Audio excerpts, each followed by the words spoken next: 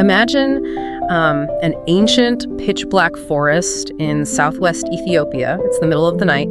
And instead of the quiet, serene stillness that you'd expect in a pastoral landscape, you've got a herd of goats throwing what can really only be described as an absolute rave. Right, a total party. Yeah, they are like bouncing off trees, bleating, jumping all over each other, just completely, totally wide awake. And the cause of all this nocturnal chaos, just a handful of tiny, shiny red berries. Just a few berries. It's wild. It is. So, welcome to today's deep dive. We are exploring a topic that you listening right now likely already relied on to kickstart your morning today. We're tracing the origin of coffee. Oh yeah, the lifeblood of the modern world. Exactly. And we're grounding ourselves in this really fascinating translated text. It's titled The Legend of Kaldi and the Discovery of Coffee. And our mission today is to trace how a curious observation in that wild forest led to a beverage that now, invigorates millions of people worldwide every single day. Right. So, okay, let's unpack this, because before coffee conquered the globe, right?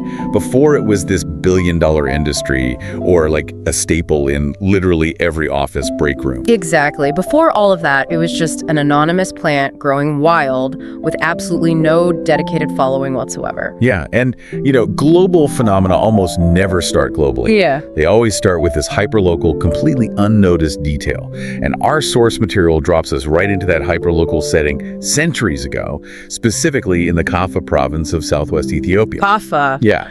And we're looking at a region characterized by these incredibly lush, wild, grassy forests.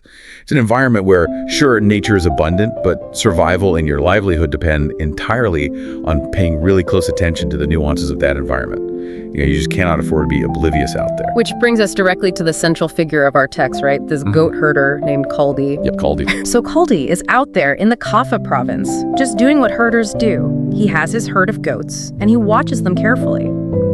He takes his goats out to this wild, grassy forest to graze, and he notices something completely out of the ordinary. His goats are eating the leaves and these small, shiny red berries off this unknown wild shrub. And the effect of those shiny red berries is just immediate and drastic. The goats start exhibiting this unusually high energy. Yeah, they're going crazy. Exactly. They're jumping around, playing, and crucially, they stay awake all night long.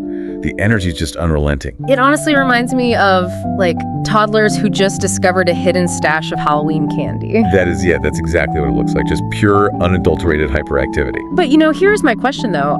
I feel like a less observant herder might have just thought, oh, the goats were spooked by a predator in the brush, or maybe the weather changed, or they just ate some weird bad grass. Sure, yeah. That's the easy assumption. Right, so it takes a monumental leap of logic to link the goat's sudden burst of energy specifically to those shiny red berries, right? Right. Especially among an entire forest of edible, varied plants, doesn't it? How does a herder in ancient Ethiopia isolate that specific variable so quickly? Well, what's fascinating here is that Kaldi is essentially demonstrating this ancient, highly intuitive version of the scientific method. Oh, wow. I didn't think about it like that. Yeah, because he doesn't just casually glance at his herd and, shrug off their erratic behavior. He observes a sudden, unexplained phenomenon, the extreme hyperactivity of his animals. Right. And then he surveys the environment and notes a deviation from their normal diet. Yeah. They're consuming a new plant. He isolates the variable, which is, this specific shrub with the red berries. But the truly remarkable part is that he doesn't stop at mere observation. He takes it a step further. Exactly. He conducts an experiment on the spot. He conducts it on himself. He literally eats the berries. Which, to me, that sounds incredibly brave, or maybe dangerously foolish. A little bit of both, probably. Right. I mean, eating an unknown, unvetted berry in the middle of a wild forest is usually a fast track to poisoning yourself. Oh, absolutely. But his intense curiosity just simply overpowered his caution. The mystery of his dancing herd kind of demanded an answer. Yeah, I had to know. So he conducts a primary bioassay on himself by tasting the fruit to see what will happen to his own physiology. And the result of his self-experimentation is profound.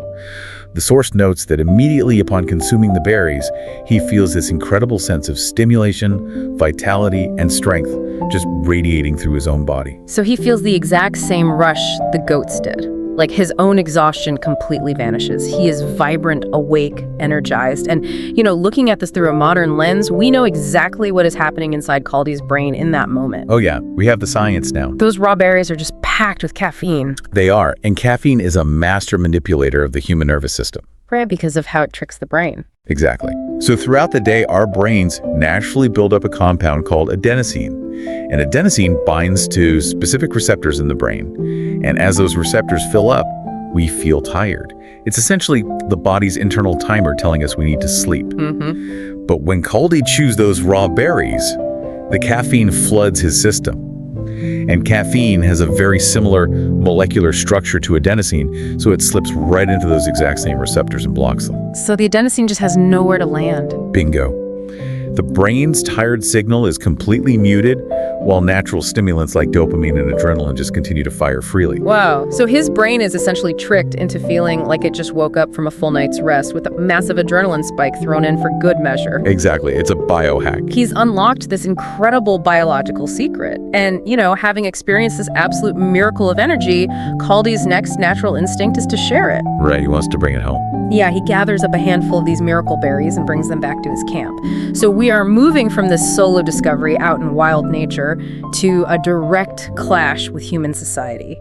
Kaldi takes the berries to the local religious leaders and the village elders. Which is a huge shift. Mm-hmm. He is bringing this chaotic, untamed energy of the forest directly into the structured, highly regulated center of his community. Mm-hmm. He presents his findings, telling them all about the goats, about his own experience of this sudden vitality. From his perspective, he has found a way to banish fatigue entirely.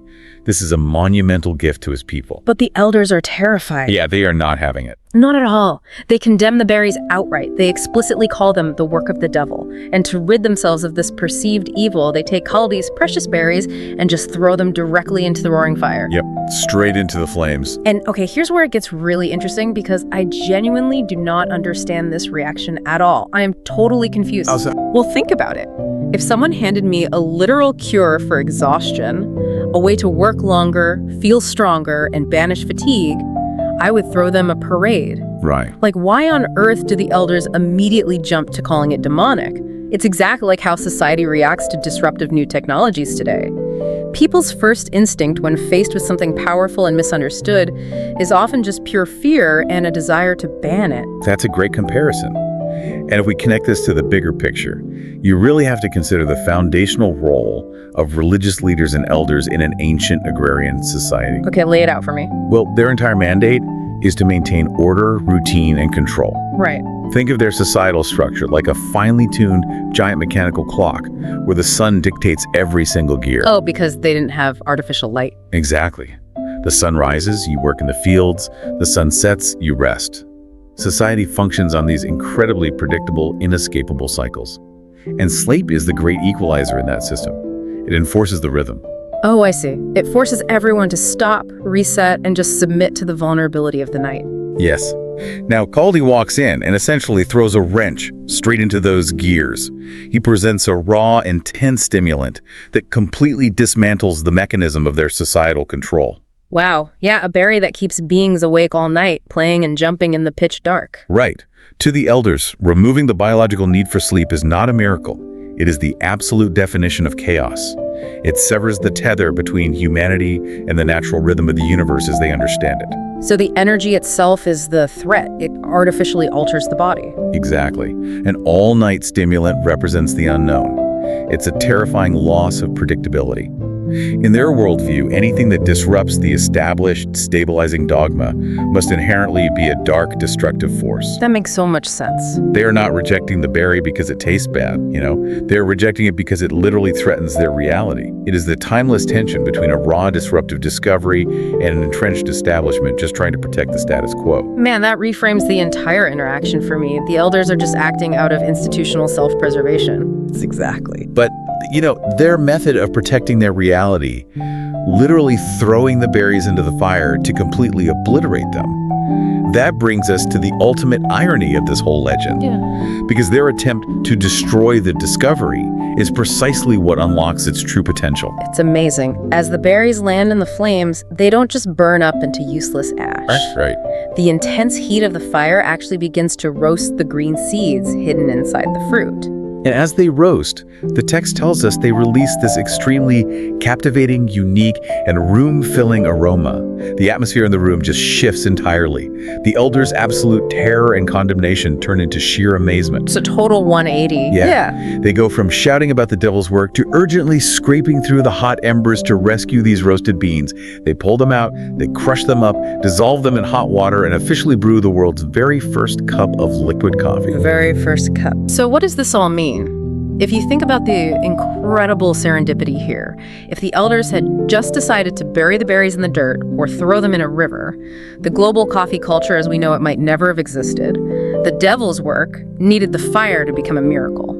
It really did. And this raises an important question about the profound role of accidental chemistry in human history. Oh, totally. Because we constantly credit human genius, or like deliberate engineering for our greatest cultural staples.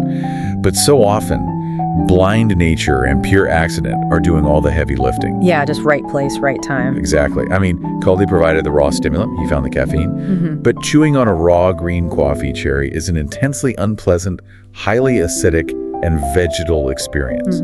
It gives you the energy, sure, but it completely lacks the soul, the warmth, and the flavor of the beverage we know today. Right. It tastes nothing like a morning latte. The fire actually had to change the fundamental structure of the plant. It did. The fire initiated one of the most complex chemical transformations in the culinary world, which is the Maillard reaction. Maillard reaction. Right. And this isn't just about making something hot. When those raw beans hit the embers, the intense heat first forces the internal moisture to evaporate. And then right around 300 degrees Fahrenheit, the magic happens. Oh, okay, what happens at 300 degrees? The heat begins to aggressively break down the raw amino acids and reducing sugars inside the bean. So it essentially dismantles the original chemistry of the plant. Yes, exactly. It shatters those basic building blocks and rapidly reassembles them into hundreds, sometimes thousands, of entirely new, highly volatile flavor and aroma compounds. Wow. Yeah, the Maillard reaction creates these things called melanoidins, which turn the bean that beautiful rich brown color, and it generates the caramel, the chocolate, the nutty, and the floral aromatic notes that simply do not exist in the raw fruit. That is wild. Right. That accidental roasting process, driven entirely by the elders' fear and attempted destruction, is what created that irresistible flavor profile. And the smell was so undeniable that it just bypassed their logical, dogmatic brains entirely. Like, you cannot smell perfectly roasting coffee and maintain a state of pure intellectual terror. You really can't. The sensory experience is just too rich. It demands curiosity and investigation. The aroma spoke directly to their primal instincts, completely overriding their religious panic. And that accident allowed coffee to ultimately leave the borders of Ethiopia. Because it wasn't just medicine anymore. Exactly.